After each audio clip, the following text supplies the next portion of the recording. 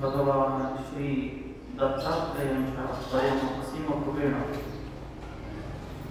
श्री स्वामी समर्थ देवांच्या आशीर्वादानं आपल्या सर्वांच्या अंतःकरणामध्ये स्थित असलेल्या भगवत स्वरूपाला वंदन करून या ठिकाणी आजच्या सत्संगाला आपण प्रारंभ करतोय. गेली 5 दिवस झाले, आजचा 5वा दिवस आपण पारायण करतोय, नामजप करत आहोत, अनुष्ठानित आहोत, व्रत घेतलेलं आहे आणि सत्संग श्रवण करतो. हा अल्लाह आहे की सगळी प्रक्रिया आपल्याला एक सुख, एक समाधान, एक अपूर्व शांतीची अनुभूती देत आहे.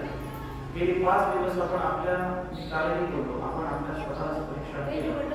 तर 5 दिवसात आपण एका वेगळ्या अवस्थेला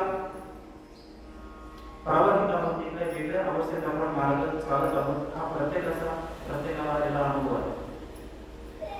एक आल्हाद शांती आपल्या करण्यामध्ये आहे, हे तितकंच सत्य आहे. कशामुळे झालं हे? 5 दिवसापूर्वी मनामध्ये जितकी काही आंदोलन होती ती आता थोडीशी शिथिल झालेली आहे. डॉक्टरकडे गेल्यानंतर ईसीजी नावाचा एक प्रकार असतो. काय असतो ईसीजी? कम्प्युटरवरतीच आपल्याला त्या रेषा असतात, खालीवर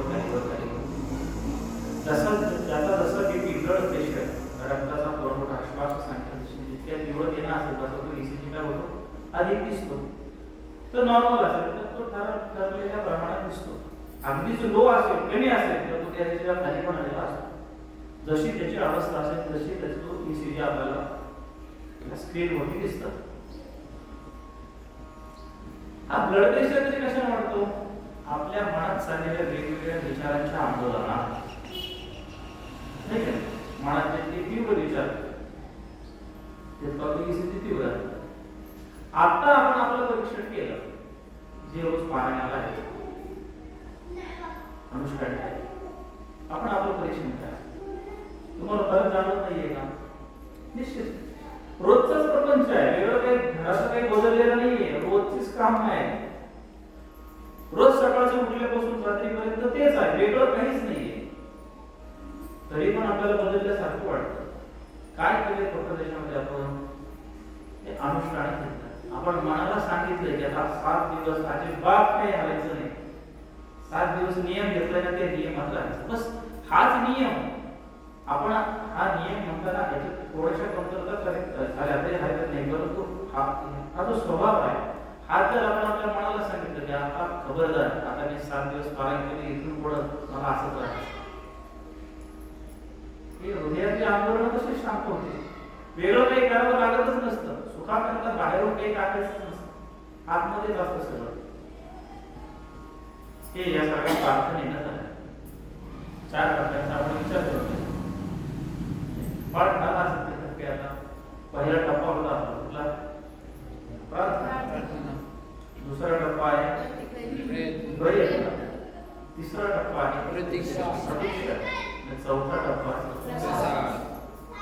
प्रार्थनेच्या संबंधाने खूप बोललो, प्रयत्नाच्या संबंधाने आपण बोलतो आहोत, प्रतीक्षेच्या प्रसादाच्या संबंधाने थोडंफार बोलतो. प्रयत्नाच्या संबंधाने जेव्हा आपण चर्चा करतोय तेव्हा त्याच्यामध्ये ही नामसाधना, हे पारायण चाललं आहे ते समजून आपण घेतच आहोत. परंतु ते समजून घेत असताना ते समजलेलं आहे, ते मात्र जगणं हा प्रयत्नाचा मुख्य भाग आहे. पहिली पायरी काय आहे? माहिती नाही ना, माहिती घ्यावी. कशा रीतीनं? ऐकण्यातून घ्यावी, वाचनातून घ्यावी, पाहण्यातून घ्यावी. हे केल्या प्रकाराने माहिती संग्रहण करावं.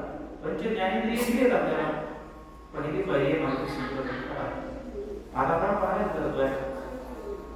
पारायणातून ज्या ग्रंथाच्या निमित्तानं ज्या उभ्या आपल्याकडे येतात त्या उभ्या आपण काय करायचं? तपासायच्या, आपल्या जीवनात बसवायचे. जी आख्यान आलेली आहे त्या आख्यानांच्या निमित्तातून आपल्याला बोध देण्याकरता ती आख्यानं रचलेली आहे. समजते ना? जे रचलेलं आहे ते ग्रंथ वाचतोय आपण, ते आपल्याकरता रचलेलं आहे की या निमित्तानं तुम्ही वाचा आणि तसं चला. आपण या टप्प्यापर्यंत आलो. आजच्या सत्रामध्ये आपण केवळ वाचायला सुरुवात केली. असं आख्यान चालू झालं काय, गाणगापुरामध्ये एक वेद विरक्त बहुश्रुत असा कर्मनिष्ठ आचरण करणारा ब्राह्मण होता. लक्ष द्या, कसा होता तो? वेद व्यक्ता होता, म्हणजे वेदांचं त्याला ज्ञान होतं. आपल्याला नाही वेदांचं ज्ञान हरकत नाही, पण किमान जितकं ठाऊक आहे ते पण काही कमी आहे. जितकं ठाऊक आहे तितक्यानुसार जरी जगलं तरी पुष्कळ झालं. आणि वेद म्हणजे तरी काय? आपली जीवन जगण्याची रीती म्हणजे वेद. जे आपल्या संस्कृतीनं आपल्या वाढवडील झाल्याने जे आपल्याला घालून दिलेल्या गोष्टी त्याच्यातच सगळा वेद आलेला. विरक्त होता, फार कशात आसक्त नव्हता, लोभी नव्हता. जितकी आवश्यक आहे तितकं कर्म करून तो जीवन जगायचा. बहुश्रुत होता. बहुश्रुत माणसाला बहुश्रुत असणारा चांगला सद्गुण आहे.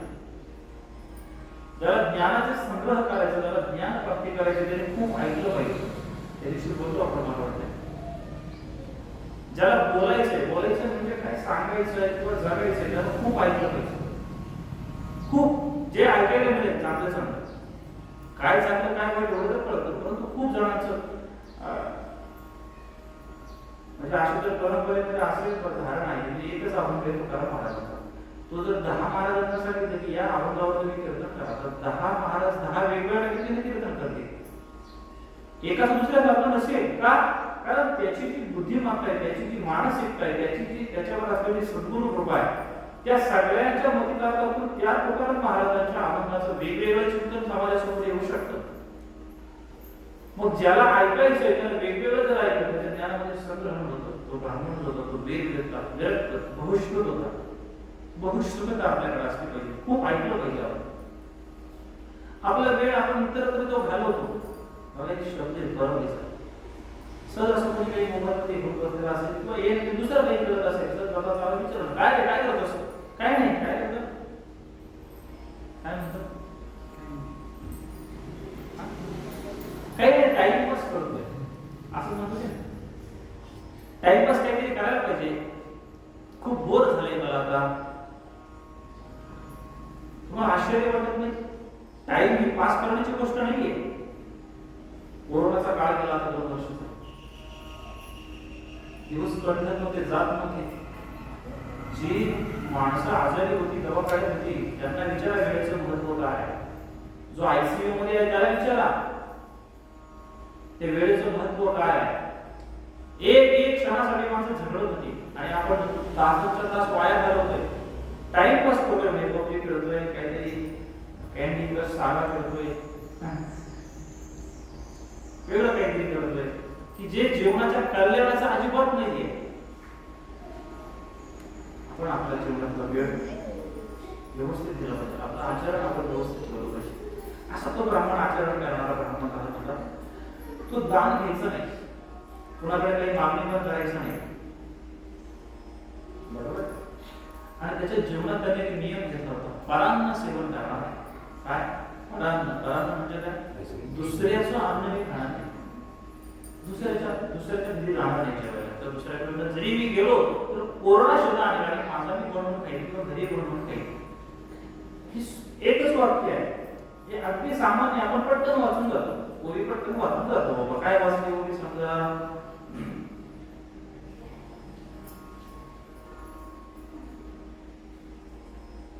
त्या स्त्रीचे गाथा येते,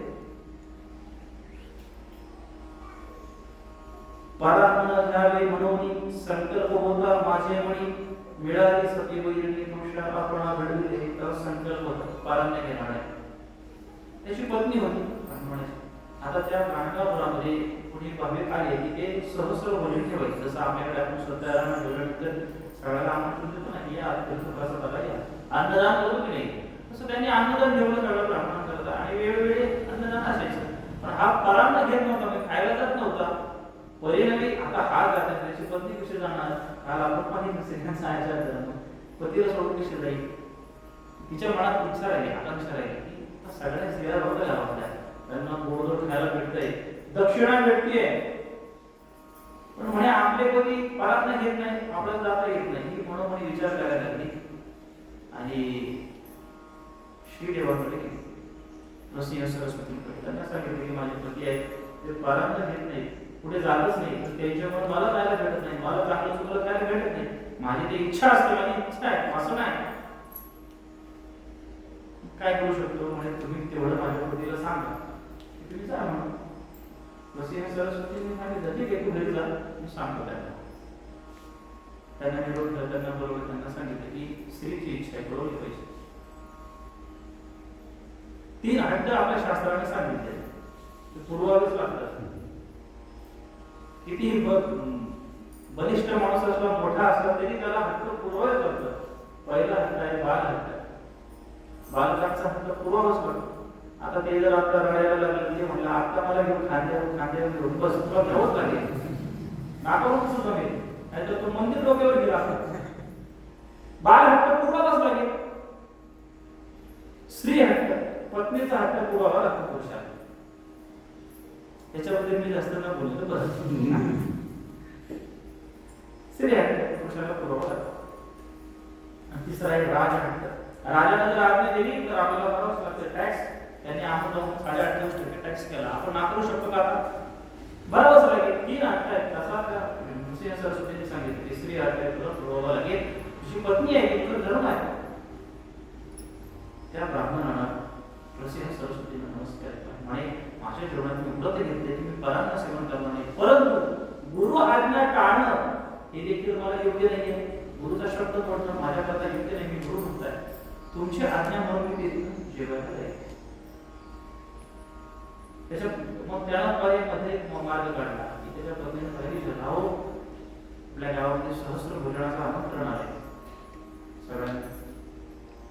त्यांना काय सांगितलं, म्हणजे तू जा, मला काही बंधन नाही, तुला परवानगी देतो, तू जा. ती गेली एकटी. तिथे गेल्यानंतर त्या यजमानांच्या घरी गेली आणि त्यांनी पंक्ती मांडल्या होत्या.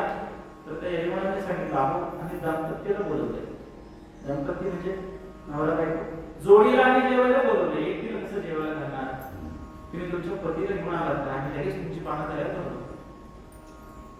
ती थोडीशी निर्मुसली परत ती, अहो म्हणजे दोघाला जोडीला बोलवलंय, असं काय करतात? चला, गुरु आज्ञा, स्त्रीचा हट्ट, ठीक आहे, तुझी इच्छा, जाऊया. गुरुची आज्ञा म्हणून केली. नवल काय झालं, परांना बोलते तर नाही, परांना याच्या संबंधाने पुढे आपल्याला चिंतन करायचं. आचार काय खावं, किती खावं, कोणाचं खावं, कसं खावं, कसं खाऊ नये, कोणाचं खाऊ नये, सगळी यादी आहे मोठी. आपला दिवस कोणा नाही बघ आपला नाही, वेगळ्या वृत्तीची माणसं आहेत, ते तुमच्याकरता फार गरजेचं आहे. तुमच्याकरता ते आपण दुर्लक्षित करतो. आपल्या जीवनात होणाऱ्या हानी ज्या आहेत त्याच्यामुळे होतं. मला वाटतंय आपण तेच मध्ये पहिल्या दिवसापासून ऐकतोय, कारण अख्ख्या ग्रंथात तेच सांगितलंय, वेगळं काहीच सांगितलेलं नाहीये. ती गेली दोघं नवरा बायको कोणती वगैरे वाढल्या असे प्रमाणे बसलेली, एका बाजूला महिलांची, एका बाजूला स्त्रियांची. सगळा प्रार्थना झाल्या. जेवण करताना श्लोक म्हटले त्यांनी, येतात की नाही जेवण करताना श्लोक येतात ना तुम्हाला? बोलणे केवळ घेतात बस, दुसरे शिकले पाहिजे. अहम वैश्वानरो ऋत्वा प्राणिनां देहमाश्रिता प्राणापान समायुक्त पचामन्यं चतुर्विधि. ओम सहनावतु सहनौ भुनक्तु सह वीर्यं करवावहै तेजस्विनावधीतमस्तु मा विद्विषावहै. ओम शांती शांती. किमान एवढे म्हटले पाहिजे. आपण एक वाचतो श्लोक आहे, तो गीतेतला श्लोक आहे.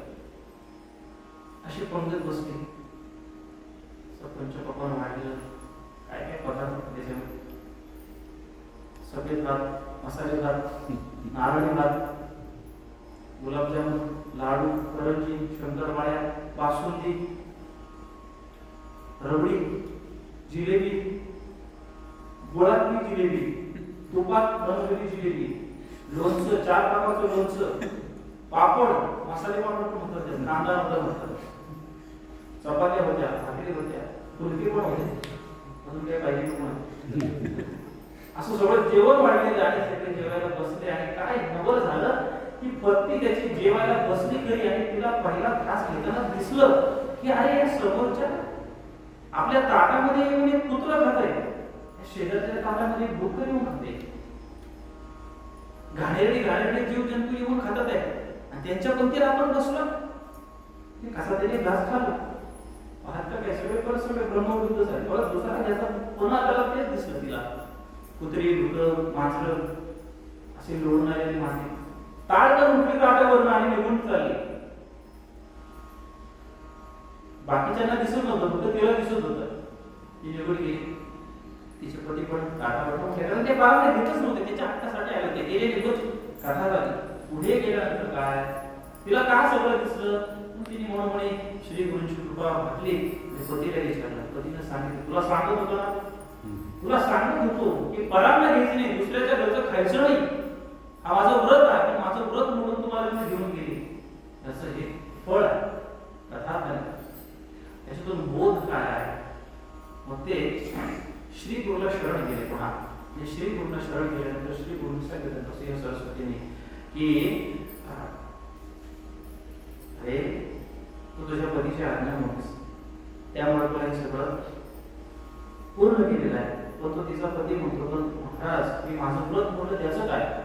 महाराजांनी त्याला सांगितलं सरस्वतीने की तुला काही दोष नाही, कारण तुझ्या स्त्रीची इच्छा पूर्ण केली आहे, तुझ्या स्त्रीचा हट्ट पूर्ण तुझं कर्तव्य होतं, त्यामुळे काही हरकत नाही. आणि मग त्याचा वार्तालाप चालू झाला आणि त्यानं आचार धर्म विचारला नरसिंह सरस्वतींना की मग महाराज मी कसं राहिलं पाहिजे गृहस्थामध्ये. काल कसं त्या लोपामुद्रेला बृहस्पती ऋषींनी सांगितलं की स्त्रियांनी कसं वागावं, थोडीशी चुनक आपण बघितली. त्याच्यावर तुम्ही पुढचा म्हणजे भातावरून शीताची परीक्षा काय शीतावरून भाताची परीक्षा होती नाही, उलट शीतावरून भाताची परीक्षा. तुम्ही भात आता शिजायला टाकलाय, तुम्हाला जर पाहायचं झालं तुम्ही काय करता, सगळा आता कानात घेता पारामध्ये आणि सगळा काढून चुकून आता शिजला की नाही, परत पाण्यात टाकता. काय करता? एक शीत बघितलं, एक दोन शीत बघितली, हा शिजलाय कमी थोडी अजून थोडं एक शिटी देऊ द्या, एक पाणी येऊ द्या, असं करत नाही. तसं प्रवचनातून थोडक्या गोष्टीवरून बाकीच्या गोष्टी ओळखल्या असतात. प्रवचन म्हणजे सगळ्याचा सारांश असतो. घागर मी सांगत त्याला म्हटलं जातं, अख्ख्या सागराला घागरीत बसवला. श्री गुरु त्यांना आचार्य म्हणून सांगायला लागले. तर त्याच्या अगोदर पारायण काय दुसऱ्याचं खाऊ नये, दुसऱ्याचं म्हणत असताना अपवित्र ठिकाणी खाऊ नये, फुकट तो मुळात खाऊ नये, फुकट कोणी द्यायला तरी तयार झालं तरी खाऊ नये, त्याचा दोष आपल्याला लागतो. अन्नानं आपली बुद्धी पण हे लक्षात घ्या. अभक्ष भक्षण तर फार दूरच राहिलं, त्यानं तर बुद्धी भ्रष्ट होतेच. जो म्हणून मांसाहार करतो असे प्रमाण आहे. ज्या जीवाचं मांस खाल त्या जीवाच्या रोमावरती शरीरावरती जितके केस असतील तितके 1000 वर्ष नरकामध्ये त्याला पडावं अशी वेदांची आज्ञा आहे. मांसाहार आपल्या संस्कृतीने पूर्ण वर्ग सांगितलाय, मांसाचा आहारच नाही येतो. माणसाने लवकर सावरून ते त्यागलं पाहिजे, त्या वाटेला जाऊ नये. अधपात आहे, नरकाचं द्वार मांसाहार. कोण सगळ्याला विनंती करू त्यापासून बाजूला मांसाहार करू नये. माणसं त्याच्याही पुढे इतकी सूक्ष्मता सांगितली की परात नाही होणे, म्हणजे दुसऱ्याच्या घरचं खाऊ नये. दुसऱ्याच्या घरचं म्हणत असताना कोणी आता पावल्या ओळखीने नाही का एखाद्या उत्सवात ते पुढे चर्चा येईल. सांगतात मला सांगत असताना फुकट खाऊ नये. गृहस्थी माणसाने फुकट कोणाची घेऊ नये. संन्याशाला ब्रह्मचार्याला भिक्षा मागण्याचा अधिकार त्याला आपण भिक्षा देतो, गृहस्थाला नाही. त्याला श्रम करून काहीतरी सेवा करून मग त्याला त्याचा फायदा पाहिजे. फुकट देतात नाही घेऊ नये. मग आचार धर्म काय सांगायला सुरुवात केली.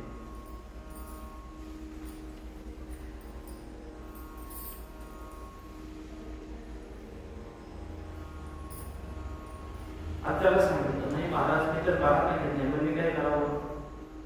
कधी म्हणजे परायणासी वदे तुझ्या वाक्यासरसी न तरी चिंता मानसी गोष्ट तुझं नाही जाणार. अगोदर सांगितले तुझ्या स्त्रीचा हक्क पडलाय म्हणून तुला दुःख नाही. आता सांगायला लागले अनेक एक सांगे तुझं. नरसिंह सरस्वती त्याला सांगतात जेणे धर्म घडती सहज अडला असेल एखादा द्विज देवपितृकर्माग्ने एखाद्याच्या घरी काहीतरी शुभ कार्य तुला आमंत्रित केलंय, त्याचं कार्य ब्रह्मभोजनापासून आणलेलं आहे, तर तिथे तुझा तिथे तुला दोष नाही कारणाच्या बाबतीत.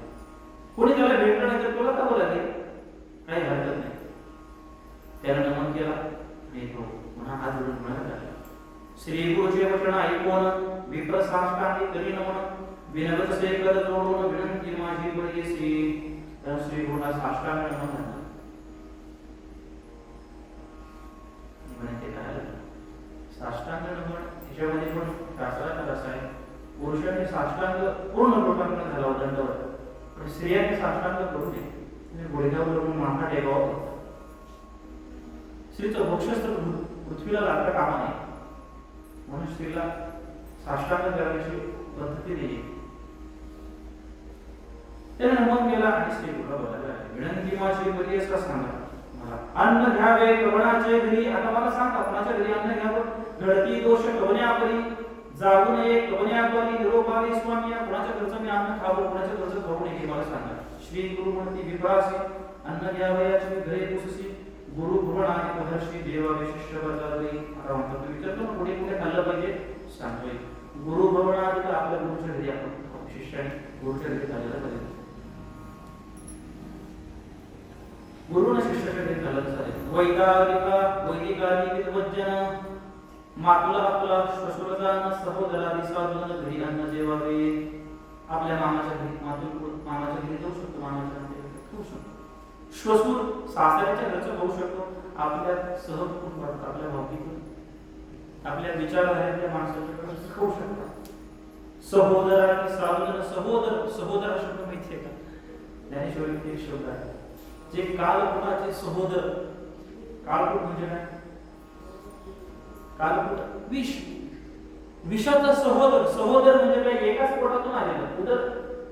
उदर म्हणजे पोट, एकाच पोटातून आलेलं म्हणजे दोघे भाऊ म्हणतात त्याला, बहीण भाऊ म्हणतात, एका त्यांच्या पोटी आहे, सहोदर ज्याला म्हटलं जातं. जो आपल्या बंधू वर्गातला आहे त्याच्या घरी खावं. साधूजन घरी अन्न से जेवावे, अडला मित्र ब्राह्मणाने त्याचे घरी घ्यावे अन्न. पिकाचे घरी शुभ कार्य आहे, ब्राह्मण भोजनाला बोलवते. करावे बाईचे जबरदोष नाही, रघुनाथ विप्रमणी श्री गुरुजी विनंती माझी पैसी, निषिद्ध अन्न सांगा माझी. आता निषिद्ध अन्न कोणाच्या घरी खावं कळाल तुम्हाला, आपल्या बंधू वर्गाच्या घरी, मातृ कुळाच्या घरी, शत्रू कुळाच्या घरी, मित्र वर्गाच्या घरी, गुरुच्या घरी, शिष्याच्या घरी, प्रेम स्नेही सणांच्या घरी, हे आपली जवळचे घर. या ठिकाणी शुद्ध अन्नाला मानले गेले. निषिद्ध अन्न कुठला आहे, कुठल्या घरचं निषिद्ध आहे. बहुजन एक अन्न करती, पृथक वैश्वर्य न करती, बलजावे अन्न विप्रजाते, महावशूजे धनगरवी कामसागरी. अंत्येच याच्या घरी जेवण नाही असं म्हटलं जातं. फार विस्तारित करत नाही तुम्ही समजून घ्या. आता कोणाला दाखला भेटतो प्रवचन करता सावधान काय म्हणतात, धनगरवी कामसागरी. त्याला पैशाची मस्ती आहे, गर्विष्ठ आहे. ऐका माझ्यासारखं कोणी पैशाच्या गर्मीमध्ये उर्मीमध्ये अहंकार त्याच्या घरी जेवू नये. कामसागरी कृपण निर्दय व्यभिचारी, जो कृपण आहे, कंजूस आहे, त्याच्या घरी जेवू नये. त्याला लाख बोलून तरी जेवू नये. निर्दय आहे, शेवटी निर्दय नाही त्याच्या घरी जेवू नये. व्यभिचारी, जो व्यभिचारी आहे परस्त्री संत करतो त्याच्या घरी जेवू नये. दांभिक दुराचारी विप्रारी, जो दांभन धरलेला आहे, दुराचार करणार आहे, अन्न तुम्ही वरजावे त्याच्या घरचं अन्न खाऊ नये. दंभार प्राण्याची पगडी, जो ढोंगी बांधून कामार्थ करतो, जप करतोय, बगळाचा जप करतो, बगळा ध्यान लावतो. बगळाचं ध्यान कुठं असतं, माशाकडे असतो. तो दिसतो एकदम साधू सारखा, पण त्याचं लक्ष कुठे आहे, असं त्याला दंभ म्हटलं. म्हणजे मुंगेरा बगल विष्णू ज्याला म्हटलं जातं, पोटात एक अशाच्या घरी जेवण. काम मिळवते अथवा काम मिळवते, काहीतरी कामना ठेवून, मला काहीतरी कपट ठेवलं, माझं काहीतरी काम साधायचं आहे म्हणून मी तुम्हाला काहीतरी फुकट देणं. आज तुम्हाला माझ्याकडून पार्टी. का पार्टी माहित नाही, सहज. अरे सहज कसं, काहीतरी साध्य करायचं आहे, शिक्का मारायचा आहे, समजून बघायचं. अशाच्या घरी जेवण खूप गोष्टी बोलल्या जायच्या. द्रव्य घेऊन वगैरे तयार घेऊन कुळदैवत माता पिता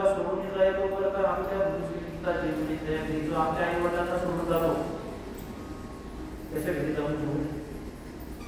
आपल्या गुरुची निंदा करतो त्याच्या घरी जेवू नये. अजून एक महत्वाचं आतापर्यंत लोक पाळत होती अत्यंत महत्वाचा मुद्दा काय? आपल्या कन्याच्या माताशी क्रोधे कौशला ऋषी न घ्यावे अन्न त्या घराशी पुत्राचे दिले का? पुत्रिकाच्या घरी जेवू नये.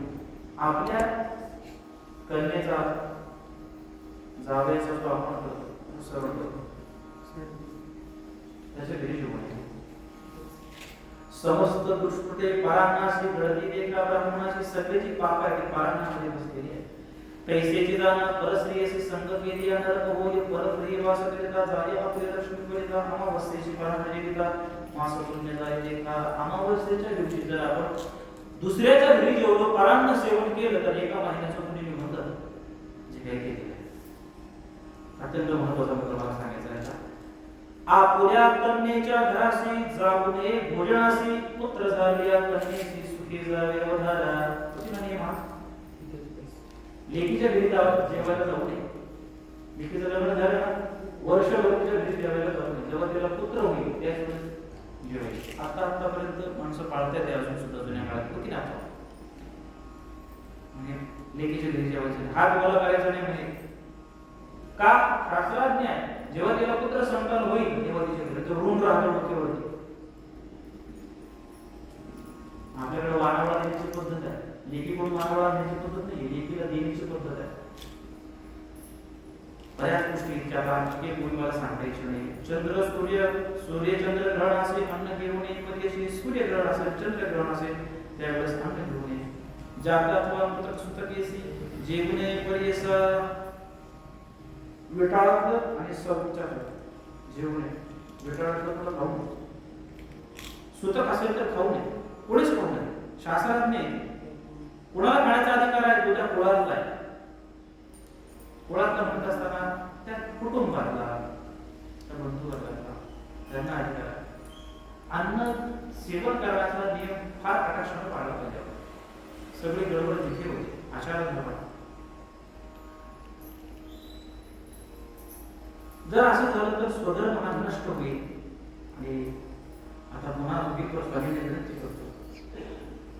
विप्रविनवी स्वामीशी आमची विनंती परियेसी आचार धर्म केसी निरोपा विधातारा. आता मी जगलं कसं पाहिजे खाण्याचं मला सांगितलं. उकडचं खाऊ नये उन्हाळ्याचं वेळ खाऊ नये हे सगळं मला सांगितलं. तर मी जगाव कसं सकाळपासून संध्याकाळपर्यंत काय शेड्यूल असावा आचार धर्म कसा असावा ऐका जरा तुम्ही सगळं. मग त्यांनी पराशर ऋषींचा एक दृष्टांत सिद्धांत सांगितलं. पूर्वी झालेला पण सांगायला लागले. पराशर म्हणे ऋषींशी सांगेनाचार परियसी जे न होय प्रयासी सर्व सिद्धी पावली. पराशर ऋषींनी ब्रह्मबंधांना सांगितलं सगळ्यांच्या कल्याणाकरता आपल्याला आचार करणं. काय? ब्राह्मकृती उठवणी पहिलीच अडचण आहे. ब्राह्मकृती म्हणजे काय? सूर्य उगवायच्या 2 घंटा अगोदर म्हणजे तासभर अगोदर बाबा 20 मिनिटाची घंटा असते. सूर्य उगवायच्या अगोदर उठावं.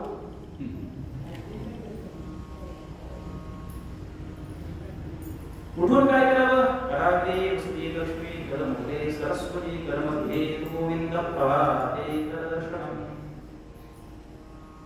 सगळ्यांचं स्मरण करा. आपल्या श्री गुरूंचं नमन करा. आपल्या इष्ट देवतांचं ध्यान करावं. भगवान पुराणावर उठावं. सोड संभारण करावं. स्नान करावं. सगळ्यांचं सकाळची प्रार्थना झाली की मग आता ते करत असताना आता याच्यामध्ये इतकं कर्म सांगितलं आहे. इतकं कर्म काढणं सांगितलं बघा. सगळ्यांचं स्मरण झालं की मग उठावे शयन असताना आचमन करून दोन्ही त्यावेळेस आचमन सांगितलं. ओम केशवाय नमः, ओम नारायणाय नमः, ओम माधवाय नमः, ओम गोविंदाय नमः. असं 2 वेळा आचमन करावं. आचमनाने शुद्धी होते सगळं. आपण शौचाला जाऊन आल्यानंतर चूळ भरत नाही. आचमन तर दूरच राहील. शास्त्रीय विधान आहे.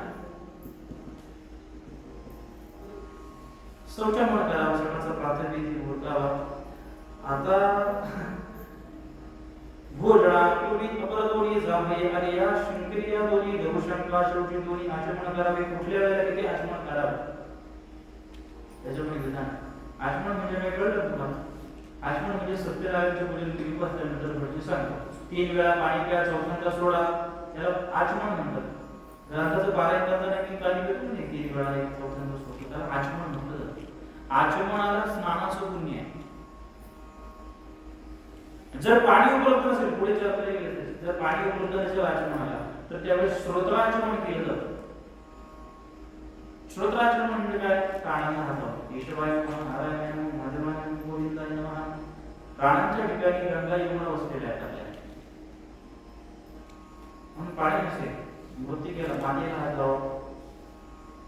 आपण काळामध्ये कधी प्रवासामध्ये पाणी नाही घेतलं लघुशयन केलं होता. शुद्ध व्हायचं काय करा? श्रोत्राचमन. श्रोत्र म्हणजे काय? आचमन अशी पद्धती आहे. इतकं कर्म बारीक आहे मला सांगता येणार नाही. शौचाला बसल्यानंतर कुठल्या दिशेला तोंड करावे असं वर्णन आहे. नैऋत्य दिशेला तोंड करून बसावं. दुपारच्या वेळेला उत्तरेकडे तोंड करून बसावं आणि संध्याकाळच्या वेळेला पश्चिमेकडे तोंड करून बसावं. डोक्यावर असं पत्र घ्यावं आणि बसावं. हे भांडं कुठं असावं पाण्याचं याचा पण शास्त्र हा आचार आहे. फार पाणी कठीण आहे पण तुम्हाला कानावरती असं वाजवत की आपल्या बघा जवळी उदक नसेल जरी पाणी नसेल श्रोत्राचमन करा निर्धारी. श्रोत्राचमन म्हणजे काय? स्पर्शावे चक्षु श्रोत्री येणे पवित्र परियसा. डोळा हटवा त्यानंतर गायत्री जपा व्यतिरिक्त वरकडे जपावे अहमुक्त मग होता मोतीचं बहिर भूमीशी जायचे. यज्ञोपवित कानी ठेवून नैऋत्य दिशे जाऊनी दोही पालवधीमुनी अधोमुखी बैसावे. खाली मान घालून बसावे. बऱ्याच गोष्टी तर्पण करण्याचे पण एक विधान आहे. देवपूजा वगैरे करताना तर्पण देवी पितृषी जे स्थान तीर्थाविधी हर्षी आचमन ब्रह्मदेव शिकाय ब्रह्मदेव जनी. बऱ्याच गोष्टी आहेत ते ज्या आपल्या आवश्यक आहेत. स्नानाचे विधान सांगितले होते.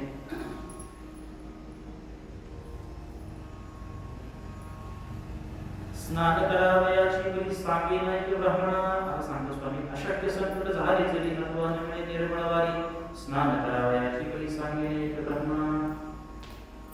सकाळी सकाळी स्नान केल्याशिवाय दिवसाची सुरुवात होऊ नये. श्री म्हणती ब्राह्मणासी आचमन विधी आहे ऐसी जे व्यक्ती भक्तीशी दैन्यादेशी तया करी आचमनाचा विधी सांगितला. तो इन शॉर्ट सांगितलं. फार अजून बारीक नियम आहे जे आपण पाळूच शकत नाही. आपल्याला माहितीच नाही. किमान आचमन आपल्या करता इतका माझा मार्ग आहे की जेव्हा आपण अशौच होतो अशुद्ध होतो तेव्हा किमान चूळ तरी भरावे आणि करतात 3 वेळा गोळगोळ करून थुंकतात पाणी. त्याला किमान इतकं तरी करावं. आचमन नसेल करता येत. श्रोत्राचमन करा. श्रोत्राचमन केशवाय नमः, नारायणाय नमः, माधवाय नमः, गोविंदाय नमः. इतकं केलं तरी शुद्धीचं फळ आहे. आपण काळामध्ये पाणी की बंब भरलेलं आहे आणि ते पण श्रोत्राचमन काही अर्थ नाही. ते मोठं पाणी नाही हातपाय धुवावे. आचमन विधी झाला. स्नानाचा विधी सांगतात.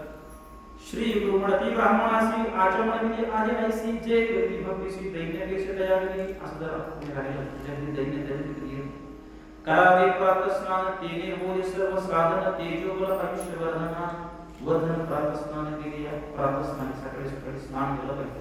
पहाटे उठल्यानंतर सगळी विधान झाल्यानंतर स्नान केलं पाहिजे. आंघोळ केलेल्या माणसाने पाणी पण पिऊ नये. पारुष्य कोणी पाणी पिलं तर रक्तपाशन केल्याचं पाप आहे आणि जर पारुसं भोजन केलं तर विष्ठा खाल्ल्याचं पाप आहे. आंघोळ शुद्धी आहे. काय म्हणतात? करावे प्रातस्नान तेने होई सर्व साधन आवश्यक आहे.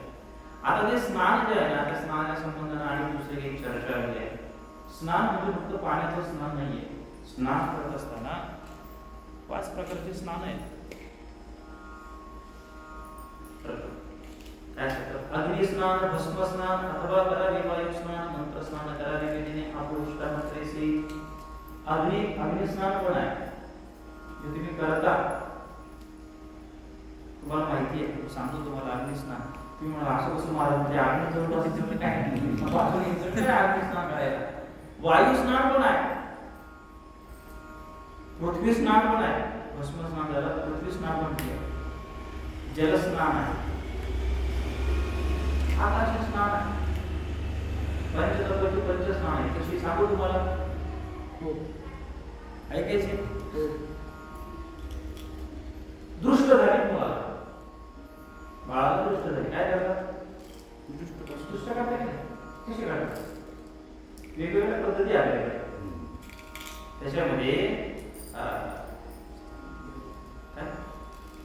अग्नी पेटवतो की नाही, त्या धुपाची अग्नी पेटवला जातो, धूप टाकला जातो, नारळाची शिंगे टाकली जाते, काय काय टाकलं जातं. तुम्हाला माहिती पाहिजे असेल तर तुम्हाला भेटा, ते फुकट सांगता नाही, त्याला दर्शन द्यायचं आहे सांगायचं म्हणजे काय दृष्ट करतो की अग्निस्नान त्याला म्हटलं जातं. काय अग्निस्नान हा प्रकार एक लक्षात घ्या. शरीरावरची जी या स्थूलातल्या ज्या अपवित्र गोष्टी आहेत ते पाण्याने धुवू शकतो, पण काही असा प्रकार आहे की जो पाण्याने धुवून निघत नाही. त्या अंधश्रद्धा नाही आहे दृष्ट काढणं वगैरे आम्ही धुवून, त्याला विज्ञान आहे. आपले शरीर जे आहे फक्त या त्वचेवर संपत नाही, याच्या पलीकडे याच्या वरती पण एक ऑरा आहे, त्याला प्रभामंडळ म्हटलं जातं. काय म्हटलं जातं? प्रभामंडळ, आभामंडळ म्हटलं जातं. प्रत्येक जीवाच्या वृत्तीनुसार त्याची एक प्रभा आहे. तुम्हाला सांगू का सोपं, प्रभा म्हणजे काय? तुम्ही कधी फोटो बघितले का चित्र असे देवतांचे, देवतांचं चित्र बघितल्यानंतर त्या चित्रकाराने त्यांच्या डोक्याच्या मागे काय केलेलं असतं, असा प्रकाश दाखवलेला असतो. सगळ्यांना दिसत नाही, चित्रकाराने काढलाय पण प्रत्यक्ष सगळ्यांना दिसत नाही. ज्याची जशी वृत्ती शुद्ध असेल त्याला जसं तो आभा प्रभा मंडळ दिसतं, तसं प्रत्येक माणसाची एक प्रभा आहे, आभा आहे. त्याच्या वृत्तीनुसार त्याचा इफेक्ट पडतो. कसं समजून घेता त्याला? कधी कधी असं होतं बघा, कोणा एखाद्या व्यक्तीच्या सहवासात गेलं तर त्याच्यापासून मोठूच नाही, त्याच्या शरीरच बसवलं, त्याच्या आसपास राहावं, फार आधार वाटतो, बरं वाटतं त्याच्या जवळ गेल्यानंतर. का? याचा जो वर आहे, त्याची जी प्रतिभा आहे, त्याचं जो आभामंडळ आहे, तो सत्व गुणांनी भरलेला आहे, त्याच्यामुळे तो आपल्याला आकृष्ट करतो. आळंदीला जावं वाटतं की नाही, गाणगापूरला जावं वाटतं की नाही, इथून किती किलोमीटर आहे? 250-300 किलोमीटर आहे. इथून आळंदी 50 किलोमीटर आहे, तरी पण जावं वाटतं की नाही. तो ऑरा आकर्षित करतो आपल्याला. ते संतांचं तेजोवलय आहे, तसं प्रत्येक माणसाचं असतं. कधी कधी एखादी अशी काही माणसं भेटतात, असं वाटतं ह्याला त्याच्यापासून एका क्षणात बाजूला जावं, याचं दर्शन होऊ नये, ताबडतोब इथून निघून जावं. का? याचा जो ऑरा आहे तो निगेटिव्ह आहे, तो आपल्यावर परिणाम करतो, आपल्याला नकारात्मक दृष्टी दिसतो, म्हणून त्याच्यापासून दूर जावं लागतं. हा जो इफेक्ट आहे त्याला नजर लागतो म्हणा, दृष्ट लागतो म्हणा, आणि काही म्हणा, असा तो प्रत्येकावर इफेक्ट करतो. लहान मुलं नाजूक असतं, त्याच्यावर तो इफेक्ट होतो. सौंदर्याला लवकर नजर लागते असं म्हटलं. मग ती विचाराची असो, रूपाची असो, गुणाची असो, एखाद्या कोणाचं जनावर पण कधी आढळते पडते. जनावरांची पण दृष्ट काढण्याची पद्धती आहे, नजर काढण्याची पद्धती आहे, हे काही अंधश्रद्धा नाही आहे. मग त्या काढण्याकरता काय केलं जातं, त्या वरा तो जलस्नानाने जाणार, तो अग्निस्नानामध्ये. त्याच्यामध्ये वेगवेगळ्या परंपरा आहेत, काही मोडकळीत निघल्या, त्याचं काही विज्ञान माहिती नाही आहे, हे केलं प्रकार आहे, ते केले जातं. पायाला स्पर्श केला जातो, गुडघ्याला स्पर्श केला जातो, खांद्याला स्पर्श केला जातो, डोक्याला केला जातो, असं मिरवला जातो, आणि काय काय म्हणतात तुम्ही त्याचे नाव घेतात. तुमच्या नजरेत पण असं महाराजाची महाराजाला जाऊ दे असं केलं जातं. सांगायचं मुद्दा काय तर ते अग्निस्नान आहे, वायू स्नान पण आहे. तपस्वी योगी लोक तुम्ही पहा वायू स्नान करतात, 2-3 दिवस काही खात नाही, फक्त त्या हवेच्या आकाश स्नान आहे, आकाशाखाली निरंतर आकाशाखाली ध्यान लावून काही काळ बसलं जातं. पृथ्वी स्नान पण आहे. आपल्याकडे ते सण निर्माण झाले, धुळवड,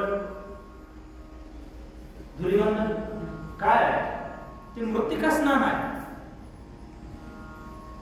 लक्षात येते? त्याच्यानंतर पावसाळा चालू होणार आहे ना, धुळवड झाल्यानंतर शिवकाशी होतच नाही ना, त्याच्यानंतर पावसाळा चालू होणार दिवसानंतर. तर त्याच्या अगोदर आपल्या शरीरावर ते रजकण मातीचे रजकण आपल्या शरीराला लागले, म्हणून मृत्तिका स्नान आहे. आपला गंध फार म्हणजे इथलं चालेल पण सगळे सुटणार नाही, तुम्हाला क्षमा करा, मी तुम्हाला सांगते तिथे सांगतो. म्हणून तो आता नवीन भाषण त्याला मडबात म्हणतात. मडबात कॅम्पिंग राहिले तसे केंद्र उभे राहिले, म्हणजे असा हौद केला जातो. पूर्वीच्याकडे कसा मुलांना पाणी पिण्याकरता हौद पाण्याची टाकी अशी बांधली जायची, तसे माती गाळा केलेला, शेण माती सगळं मिक्स करून असा गाळा केलेला, आणि त्याच्यामध्ये माणसं डुंबतात, त्या रांगोळ्या अख्ख्या नागाला सडायला लावतात, तासभर त्याच्यामध्ये राहतात. ते मडबात आहे. 5 प्रकारची स्नान सांगितली त्याच्यावर आयुर्वेदातले उपचार आहे. किंवा जलस्नान तरी माणसानं करावं, नाही अग्निस्नान करायचं, हा जलस्नान करावं. प्रातस्नान करावयासी नाही का, शीतोदकोत्तम परियेसी, अशक्य असेल देहासी उष्णोदक करावे, थंड पाण्याने आंघोळ केलेले अति उत्तम, शीतोदक उत्तम परियेसी. पण शक्य नसेल तर उष्णोदक गरम दिलेलं पाणी पण चालेल.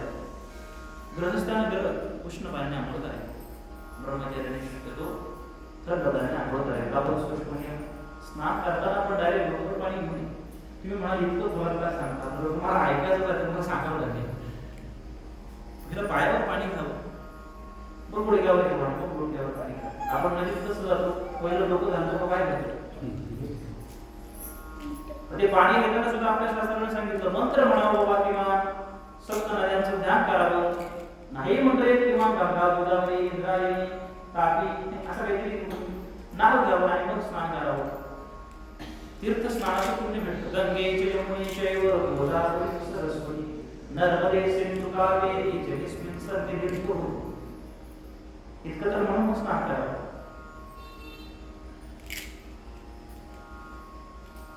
आज केल्यानंतर पुढे मंगल स्नानाचे विक्षेप सांगतात. मंगल स्नान विधान सांगे नाही का ब्राह्मण रविवारी विषय मंगल स्नान आहे पूजा पाठाची. आता त्याला संपूर्ण बघावं लागेल.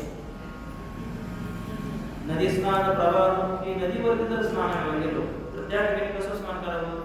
नदीचा प्रवाह ज्या बाजूला आहे त्या बाजूला तोंड करून स्नान करावं. नदी स्नान प्रवाह की नदीचं उत्तर वाहिनी आहे, म्हणजे उत्तर वाहिनी म्हणजे काय, नदीचा प्रवाह फ्लो जर उत्तरेकडे चाललेला असेल उत्तरेकडे तोंड करावं. पश्चिमेकडे चाललेला असेल तर जिथं ज्या क्षेत्राला नव्हती जसा प्रवाह असेल तसं मुख करून स्नान केलं पाहिजे. घरी प्रातःमुखी, संध्याकाळी पंचमुखी स्नान करावे. अवधारा घरी जर असेल तर सकाळचं स्नान पूर्वेकडे तोंड करून करावं. संध्याकाळी पश्चिममुखी, संध्याकाळी पश्चिमेकडे करावं. स्नान करावे. अवधारा श्वेत वस्त्र ब्राह्मणाची मुख्य असे परियेसी. वस्त्र कुठले घालावे आपण याचं पण शास्त्र. आता जेव्हा जेव्हा ब्राह्मण हा शब्द येतो ना तेव्हा तेव्हा सदाचारी माणूस असायला शकतो. आपण सगळे ब्राह्मण, आपण सगळ्या बाजूला चाललोय. गुणाने करतो ब्राह्मण, जन्माने नाही. आपल्या संस्कृती हीच मोठी हानी झाली. हे वेद उपनिषद वागणे आपण सुदूर का आली म्हणजे आपण एक शिक्का मारला त्यांच्यासाठी आहे. मोरेलालची कृपा आहे आपल्यावरती. तुम्ही इतिहास वाचा. धर्मसभेपुढे उभं राहून सगळं आपल्यासाठी बोललं गेले. स्त्रियांना अधिकार नव्हता वागायचा, त्यांनी उभा करून दिलाय. तुम्ही नुसतं लिहिणं वाचलं म्हणून मी वागायला असं वाचू नका. अभ्यास करून घ्या. तर मग त्याचा परिणाम करेल, त्याचा इफेक्ट पडेल. श्वेत वस्त्र, सफेद वस्त्र माणसाने घालावे. निळी आणि काळी वस्त्र टाळावी असे शास्त्र आमची आजी पण सांगायची. तरी काळी पॅन्ट घातली ना तर म्हणजे काळी नको घालू, काळ शर्ट घालू नको. आज पण पाहतो जुनी माणसं काही वेळी थोडी होती. आपण ऐकतो कोण फॅशनच्या नावाखाली आपण आता काय काय करायला सांगतोय. शेंडी असली पाहिजे पुरुषाला, थोडी तरी शेंडी दिली पाहिजे. पूर्वीच्या काळी आपण असं वरचढ लोक म्हणजे शेंडी असायची. आर्मी काय खातोय ना एवढी मोठी शेंडी असायची. ती शेंडी आता मागे मागे सरकार दिसते नसू जाईल. दोन केस होता शेंडीचे. काही काही फॅशन काढली तर मानव काढतात. मानव त्या शेंडीचे पण प्रकार होते. त्या शेंडीवरून गोत्र ठरलं जायचं. त्या शेंडीवरून तो कुठल्या शाखेचा आहे हे कळलं जायचं. तुम्ही जुने चित्रपट बघा युट्यूबला, असे जुने ओल्ड पिक्चर काढले संस्कृतमध्ये वगैरे, त्यात तुम्हाला कळेल. काही काही शेंडीचे प्रकार असे आहेत की ते इथे वरती झंबो बांधायचा त्याचा. तो जर उजव्या बाजूला त्याची शेंडी सोडली तर तो हा अमुक अमुक या गोत्रातला, अमुक अमुक या शाखेतला आहे. ती शेंडी अशी डाव्या साईडला असेल तर हा अमुक अमुक या पंथाचा आहे.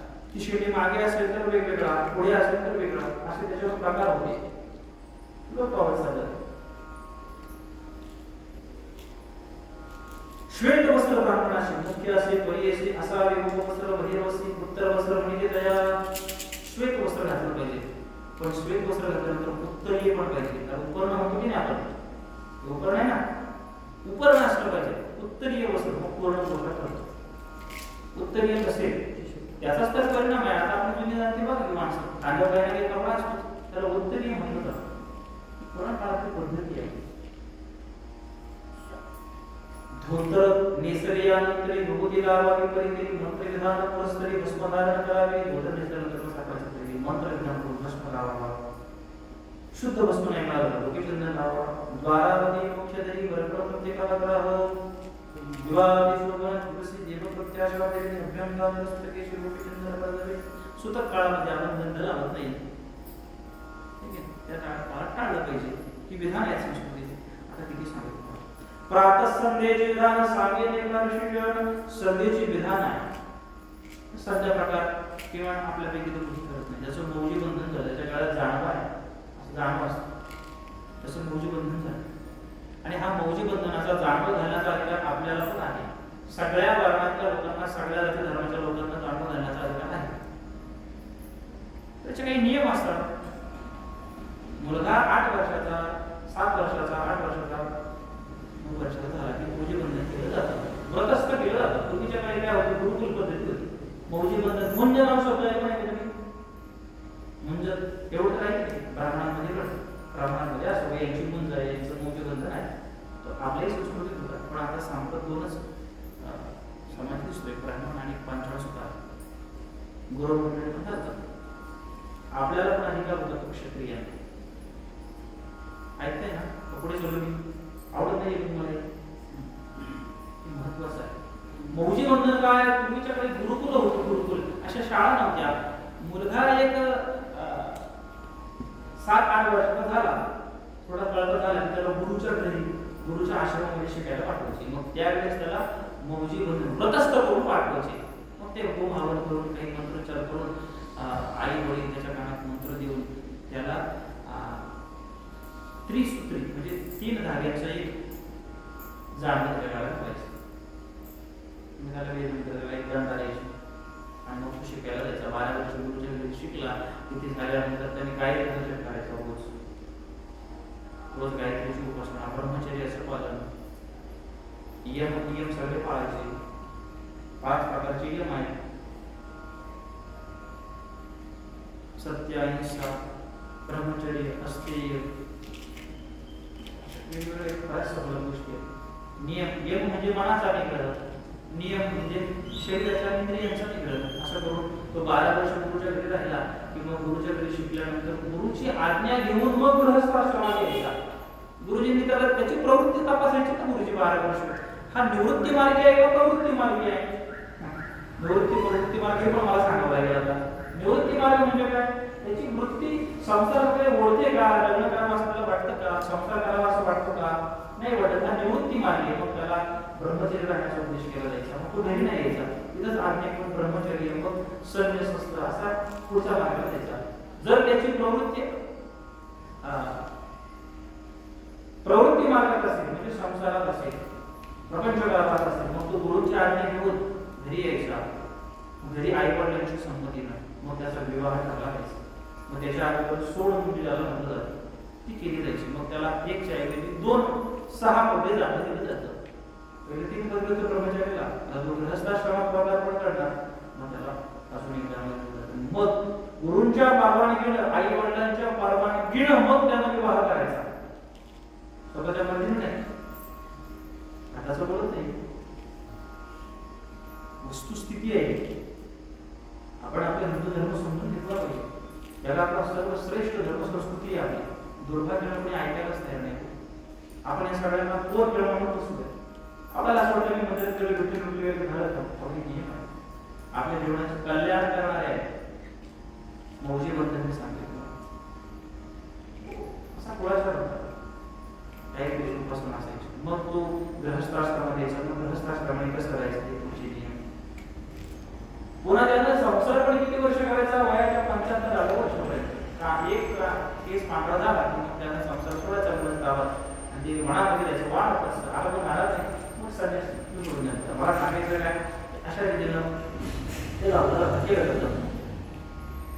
गायत्री मंत्राचा आराधना करावी. गायत्री मंत्राच्या संबंधाने बरेच तर्कवितर्क आहेत. बरेच तर्कवितर्क आहेत. बऱ्याच वेगवेगळ्या पद्धती आहेत. त्याच्यावर मी खास करून जात नाही कारण तो शेवटी प्रत्येकाच्या श्रद्धेचा भावनेचा विषय आहे.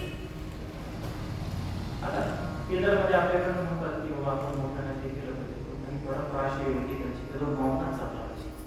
त्याचा उपचार करता कामा नये. भुज मंत्र आहे तो गायत्री इथलं केंद्रात चालू तसं चालू द्या, त्याला विरोध नाही.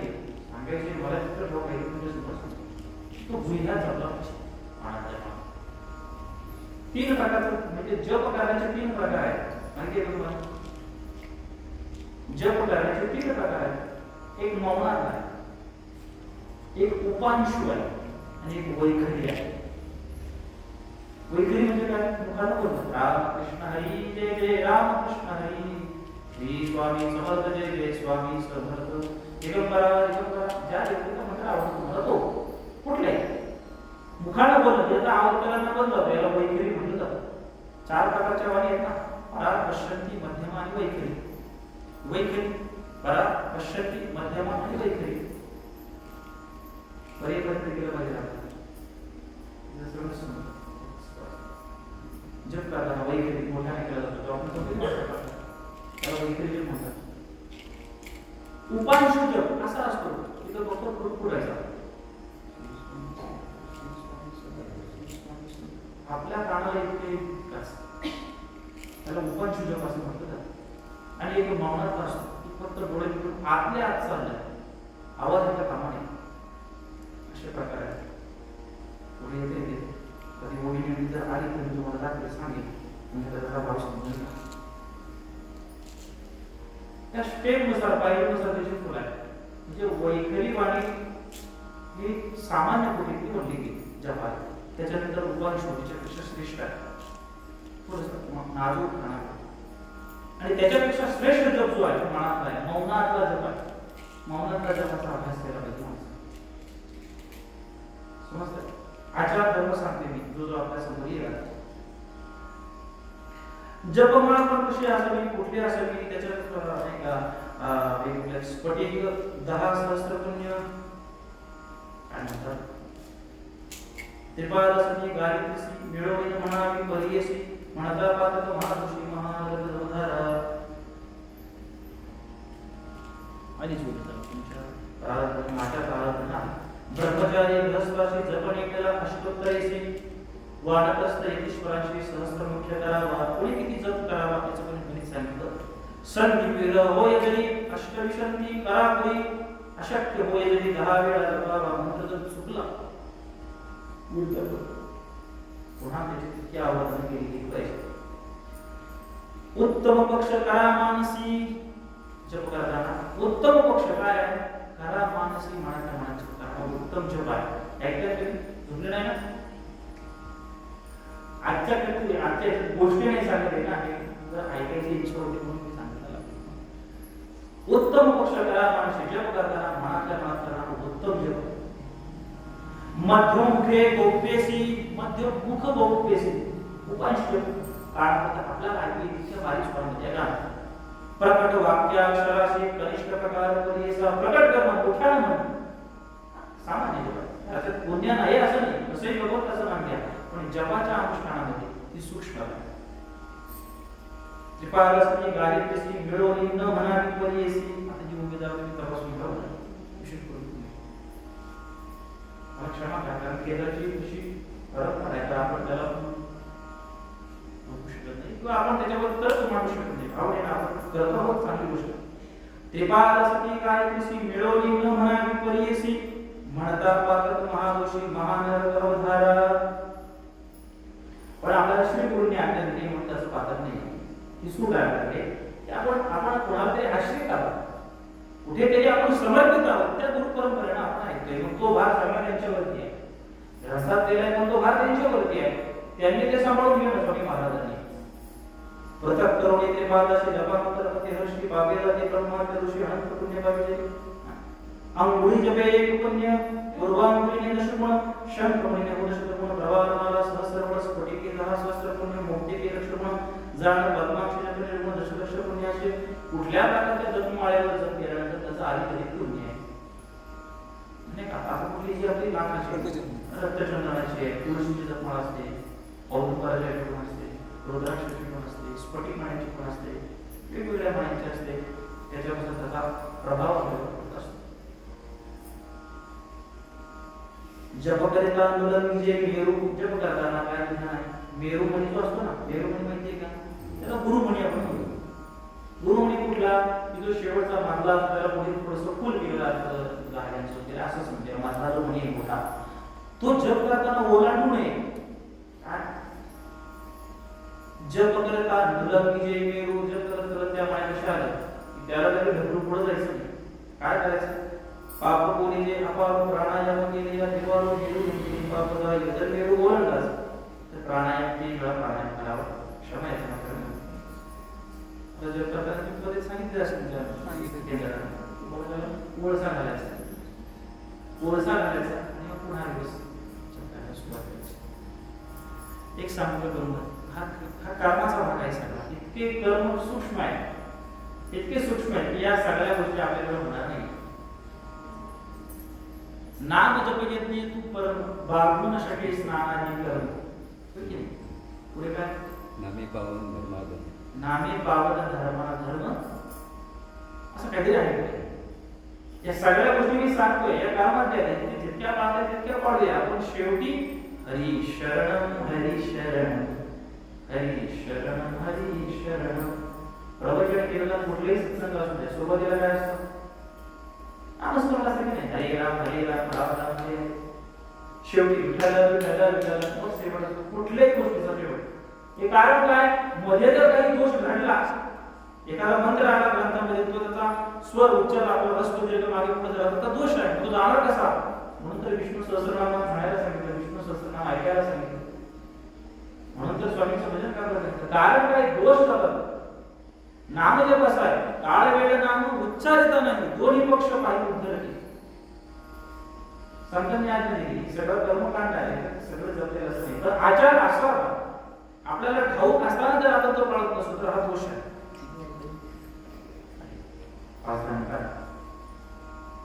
अशा रीतीनं आपण जप केला पाहिजे.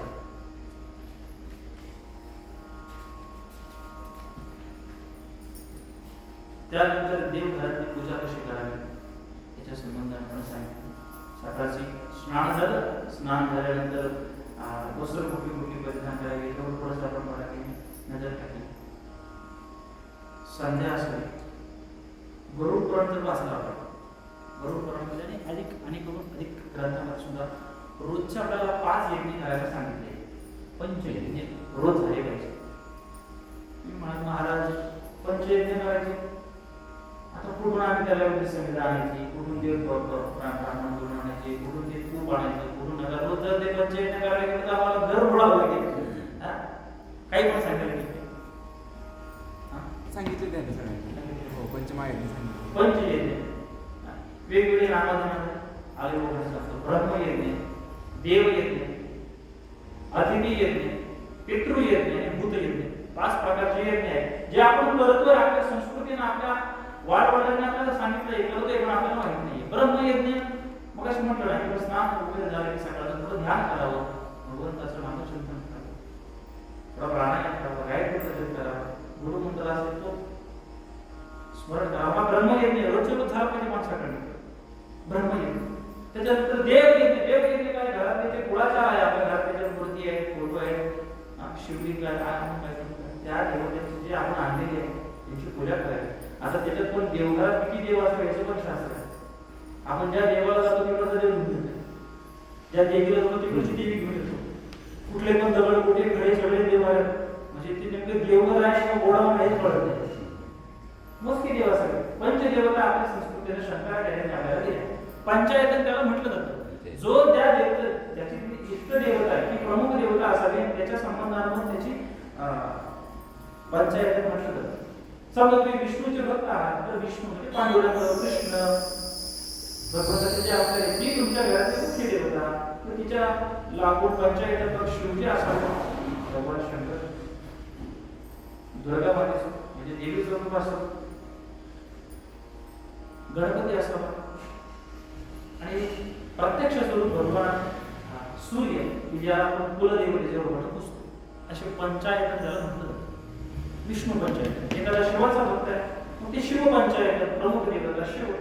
पण त्याच्यामध्ये पण शास्त्र आहे ते असताना विष्णू पंचायत असताना विष्णू जर प्रमुख देवता आहे तर मग गणपती कुठल्या बाजूला पाहिजे शिवजी कुठल्या बाजूला पाहिजे देवी कुठल्या बाजूला पाहिजे कुलदेवता कुठल्या बाजूला पाहिजे याचं पण शास्त्र आहे. जर एखादा गणपती आहे, गणपती म्हणजे काय, गणपतीचा उपासक, मग गणपती जर त्याची प्रमुख देवता आहे, मग बाकीचे देव कुठल्या दिशेला कुठल्या बाजूला असावे असं पण शास्त्र आहे. म्हणजे ते दुसरीकडे गेलं तर मारामारी किंवा असं होत नाही, ते का बसत नाही, ते धर्म काढण्यात गेलेलं शास्त्र आहे. त्याला शोधायचं, त्याने अभ्यास करावा. समजते पुढे चालू पंचायत फार देव असू नये, एका देवतेच्या दोन देवते असू नये. जाऊ द्या आपल्याच पोराला म्हणून ठेवला असं नको, दोन बाळकृष्ण नको, दोन बाळरागाच्या मध्ये नको, दोन शेकडाच्या मध्ये नको, एकच असावी प्रति. त्याचं कारण काय तर मुली त्या पूजेमध्ये जास्त वेळ जातो, एवढंच त्याचं कारण. त्याला काही त्रास होतो असं नाही, पण तो मुलीच वाढवत असेल, त्याच्या आपल्याला रोज पूजा आपल्या घरी कधी त्याचं पावित्र्य जपलं पाहिजे. आणि ज्याच्या ज्याच्या घरामध्ये म्हणून देव आहे त्याच्या घरी मांसाहार शिरवता कामा नये.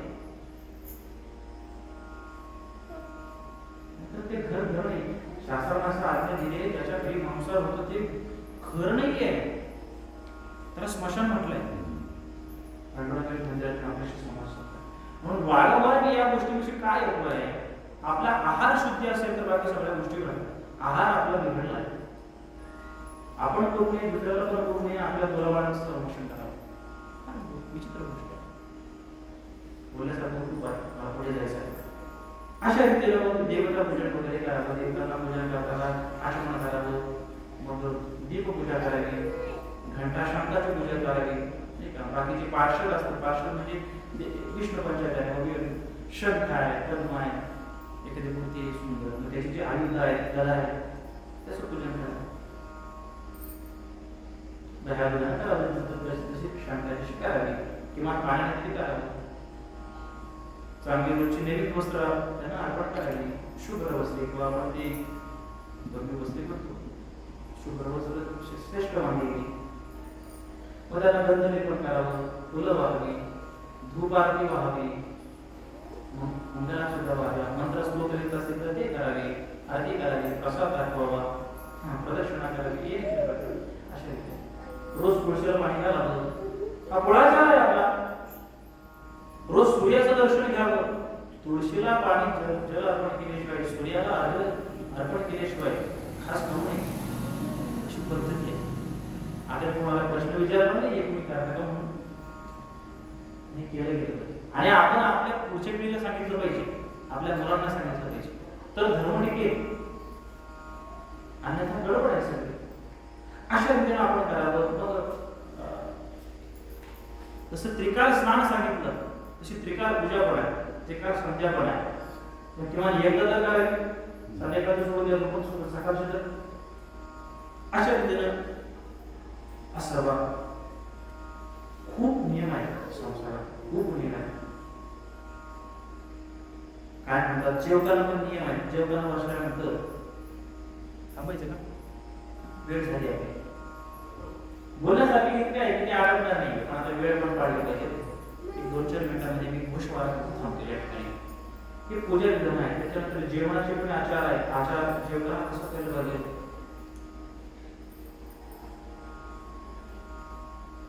बोलण्याचे पण नियम आहेत, कुठे बोलावं कुठे बोलू नये. बघा काय म्हणतात, मौन धरावयाचे स्थान, सांगे नाही तर तुम्हा विधान, स्नान समय धरावे गुण. कुठं पुढे तो करायला पाहिजे, आंघोळ करताना स्नान समय धरावे गुण. तरी वटपल्ली जर बाथरूममध्ये गेलाय आणि थंडे पाणी सर्व जर हाणायला असं काही कारण म्हणायला का, वरून त्याचं पुण्य घेऊन जाईल म्हणून आहे मौन. होम करताना तरी होम करताना मौन राहू नये. लक्ष्मीदाय क्षण होम करताना मौन जर धरलं नाही तर आपल्या लक्ष्मी निघून जाते. होम हवन करताना मौन धरावं. जेविता मौनमध्ये आपण अपमृत्यू घडल्यास जेवताना जर मौन धरलं नाही तर अपमृत्यू घडण्याची शक्यता असते. पण ज्याचा पिता किंवा त्याचा मोठा भाऊ असेल, जिवंत असेल, तर त्याला बोलायला हरकत नाही. ज्याचा पिता गेलेला आहे त्याला मोठा भाऊ नाही, त्यांना मौनात जेवण केलं पाहिजे. आता सूक्ष्म नियम आहे, त्याला फार टेन्शन युक्त घेऊ नका तुम्ही. याला सगळ्याला उपाय आहे शेवटी, हरिशरण. हे इकडे सगळं आपल्याकडनं पालन होणार नाही, मग ते किमान कानात असं इतकं तर पाहिजे ना. पण जेवताना काय करावं, मंडळ करावं अगोदर. मंडळ आता जर कोणी करत नसेल, मला पण ठरवून होतं गोष्टींच्या गोष्टीने थोडंफार माहिती झालं, पुस्तकातून ग्रंथातून समजून म्हणून समोर सांगतोय. त्याच्यामध्ये पण कृती आहे. मौन धरूच्या बाबत नाही का, पिता जिवंत असे ज्यासी अथवा ज्येष्ठ बंधू परियेशी धरू नये, मौनाशी श्राद्धा न जेविता धरावे. पदरचं काही बोलू नये म्हणून दाखवले. भोजन शेवटी जेवण करावं. जेवताना आपण सुरुवात कशी करावी, सगळं पंचपक्वान्न वाढलेलं आहे. मला भजी फार आवडतं, म्हणून मी पहिला भजीचा पाव मारून घेतो. असं करावं का? मला कारल्याची भाजी फार आवडते म्हणून मी कारले खावं. मला अमुक पदार्थ आवडतो म्हणून त्याच्यातून सुरुवात करायची असं नाही. ताटामध्ये जे मिष्टान्न आहे, मिष्ट म्हणजे काय, गोड, जो काही पदार्थ गोडीचा असेल त्यानं सुरुवात करायची. मग त्याच्यानंतर थोडासा द्रव पदार्थ म्हणजे पातळ असलेला तो पदार्थ खावा. मग कडक असलेला भाकर आहे पाहिजे, मग पुन्हा शेवटी पातळ पदार्थ खावा, खीर आहे, वरण आहे, आणि मग शेवटी पुन्हा थोडस गोड करून संपवावं. अशी पद्धती आहे. शुद्ध शाकाहारी बद्दल बोलतोय, बाकीच्या बद्दल तुम्ही करूच नाही, माणसाचा आहारच नाही. बदल खरंच बघा, मी आपण करत असेल ना तर स्वामींना शरण जाऊन तुम्ही बदला. आता या ठिकाणी निर्णय का, आणि हाच तो क्षण आहे, हीच ती वेळ आहे की तू बदलू शकतो. उद्यावर टाळू नये. कल करे सो आज कर, आज करे सो अब, फल नाही फले होते मोठी करू येतो. चांगल्या विचारांना लगेच तात्काळ करावा माणसानं, वाईट करांना आज करे सो कल कर, कल करे सो परसो, इतनी भी क्या जल्दी है, आम्ही तुझी ना परसो. वाईट विचाराला पुढे टाकावं, चांगल्या विचाराला लगेच करावं. जेवताना नियम काय करावं, मंडल करावं. मंडल म्हणजे काय, ताटाच्या खाली एक चौकोन तयार करावा. चौकोन तयार करावं, मग टाकलं जेवण.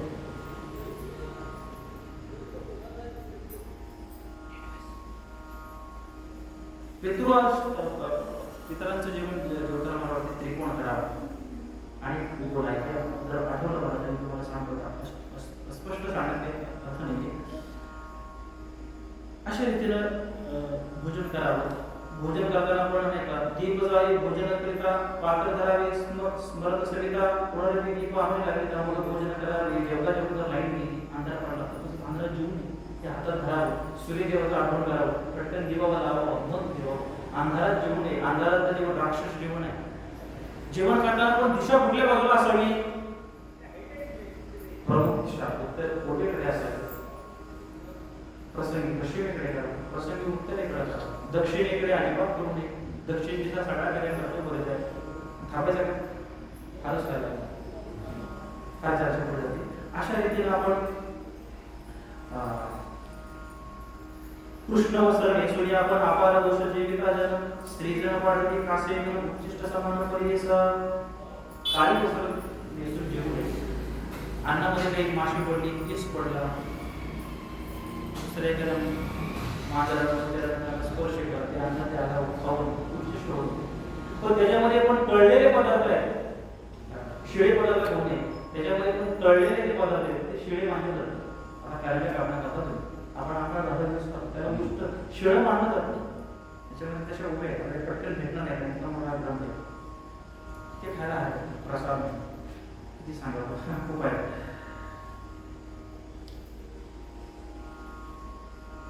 ज्येष्ठ व्यक्ती आपल्या असताना श्रेष्ठ वडीलधारी ज्ञान मंडळी ही असताना आपण कशा रीतीने राहायचं पण शास्त्र आहे.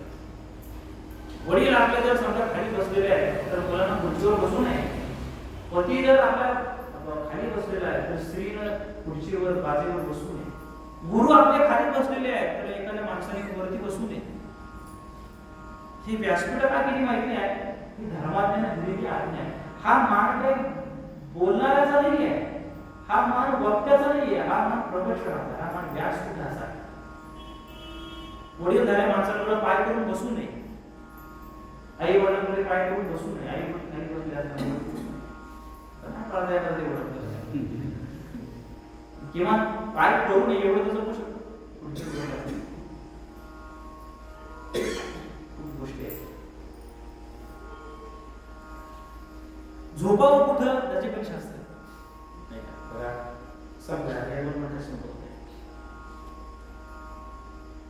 निश्चित स्थानी निजावे असं सांगे नाही का समस्त ऋषी. झोपावं कुठं झोपू नये याची काळजी यादी कर. जे झाले एवढं स्मशानेशी एका वृक्षातळीवर जावे. जुनं मंदिर झालेले, पडकं मंदिर, तिथं झोपू नये, स्मशानामध्ये झोपू नये. जीर्ण देऊळ स्मशान एका वृक्षाखाली वर जावे, अख्या रानामध्ये एकच झाड कुठेतरी त्याच्याखाली झोपू नये. वर जावे, वारुळाचं बळी, वारुळ असेल मुंग्यांचं सापाचं त्याच्याजवळ झोपून वर जावे. आपण तळ्याची पाळी, तळ्याचा काठ टाळावा. नदी किती स्वागत वस्तूचं बळी, नदी ते टाळावं. अघोर स्थळी निजू नये, अघोर नकारात्मक धर्माची गोष्टी निगेटिव्ह असते ते पाळलं जायचं पूर्वी.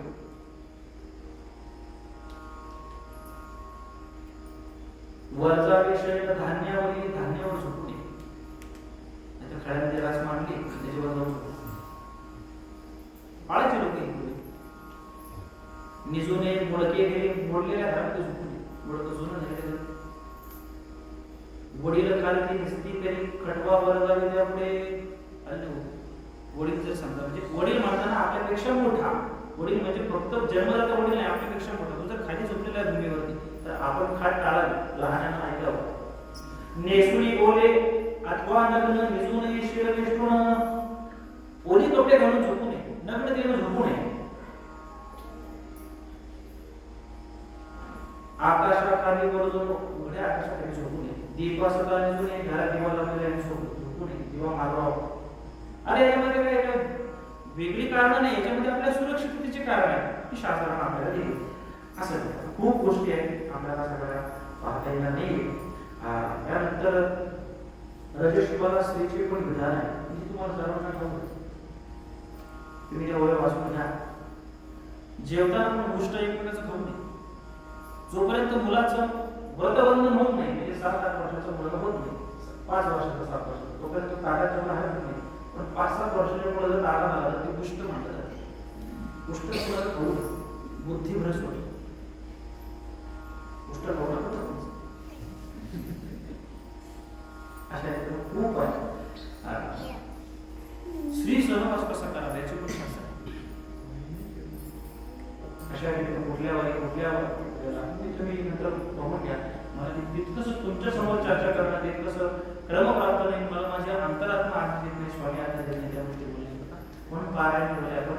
स्त्रियांनी ते स्वतः तपासून घ्यावं त्या ओव्या आणि त्याच्यानुसार आपलं जीवन जगावं.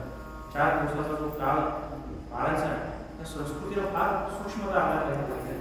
दुर्भाग्यानं आताच्या माता भगिनी पाळत नाही, तर त्याला धर्माची हानी होते. याच्यामध्ये काही स्त्रीवाचा अपमान नाही, याच्यामध्ये सूचित आहे. तुमच्या कल्याणाकरता, धर्माच्या कल्याणाकरता, कुटुंबाच्या कल्याणाकरता. त्यामुळे घरामध्ये हा कुळाचार असू द्या, किमान 4 दिवसासाठी पालन केलं गेलं पाहिजे. त्याच्यामध्ये बारीक सूक्ष्म नियम आहे, तुम्ही तपासून घ्या. अशा रीतीने खूप आचार धर्म या ठिकाणी सांगितलेला आहे.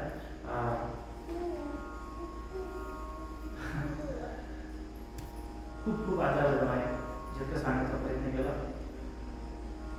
यथाशक्ती यथावधी आपल्या समोर सांगण्याचा प्रयत्न केला. आणि सेवा समाजाच्या चरणी समर्पित करून श्री स्वामी देवांच्या चरणी समर्पित करून आता जरी सगळं आपण ऐकलं, याच्यामध्ये उद्धाराचा मार्ग आहे. सगळं ऐकलं आपल्या लक्षात राहणार आहे नाही, माहित नाही, आपल्याला जातकाही माहित नाही, आपण जगू शकतोच का ठाऊक नाहीये. पण सोपा उपाय याच्यामध्ये आहे. असे म्हटलं की नाम जप यज्ञ तो कर्म बाळगून शके नाम कर्म. नाम जप, भगवंताचा नाम जप असा आहे की तो तुम्ही कुठेही कसाही होऊ शकता, त्याला बंधन नाहीये. आणि त्या एका नामाच्या द्वारे ज्ञानेश्वर महाराज म्हणतात की हरिमुखी म्हणा पुण्याचे गणना कोण करी. नाम जपण तृण अग्नी मेळे समरस धाने तैसे नामे केले जपता हरी. नाही का हरी उच्चारणी मंत्र पै आधार पळे भूत बाधा वेदते.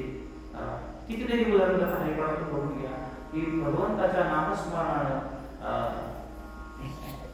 पाप दूर निघून जातात. अनंत जन्माची पाप जरी असली तरी ती निघून जातात. त्यामुळे नाम जप करायला काही हरकत नाहीये.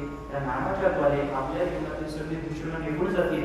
म्हणून आपल्या जीवनात उद्धाराचा मार्ग काय आहे? ज्या प्रांतात आपण आहोत, जिथे आपण आहोत, जे कर्म आपल्या वाट्याला आलेलं आहे ते निष्काम बुद्धीनं पवित्र अंतःकरणानं करावं. ते भगवंताचं नामस्मरण आपण सोडू नये. हा उद्धाराचा मार्ग आहे. त्यातल्या जितक्या आपल्याला ठाऊक असलेल्या गोष्टी आहेत त्या पवित्रतेने पाळण्याचा प्रयत्न करावा आणि भगवंताला शरण जाऊन सांगावं. काही चुकलं असेल तर क्षमा करा. गरजरणकृतं वाक्कायं कर्मजं वा श्रवणनयनं वा मानसं वा अपराधं विहितमविहितं वा सर्वमेतत् क्षमस्व. जय जय करुणाधीश श्री महादेव शंभो. श्री स्वामी समर्थ जय जय स्वामी समर्थ. श्री स्वामी समर्थ जय जय स्वामी समर्थ. श्री स्वामी समर्थ जय जय स्वामी समर्थ. श्री स्वामी समर्थ जय जय स्वामी समर्थ. श्री स्वामी समर्थ जय जय स्वामी समर्थ. श्री स्वामी समर्थ जय जय स्वामी समर्थ. श्री स्वामी समर्थ जय जय स्वामी समर्थ. श्री स्वामी समर्थ जय जय स्वामी समर्थ. श्री स्वामी समर्थ जय जय स्वामी समर्थ. श्री स्वामी समर्थ जय जय स्वामी समर्थ.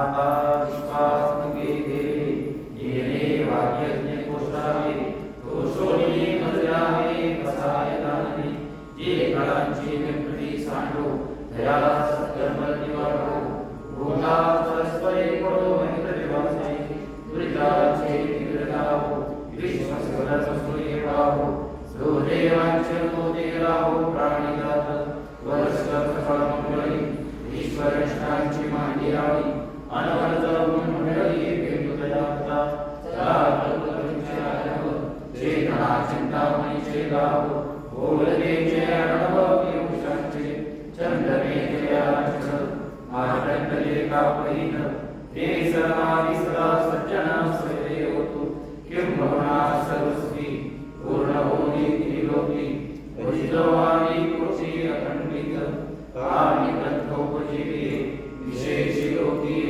दृष्टादृष्टले भोवानी एकमयेशी विश्वेश्वराहो आहोई गदानुसाहो येने वैज्ञान देवो सुखियाता येने वैज्ञान देवो सुखियाता येने वैज्ञान देवो सुखियाता. हरि ओम शांति शांति. कुंडली गोवर्धन विठ्ठल श्री ज्ञानदेव श्री पंढरीनाथ भगवान की जय. स्वामी ज्ञानेश्वर महाराज की जय.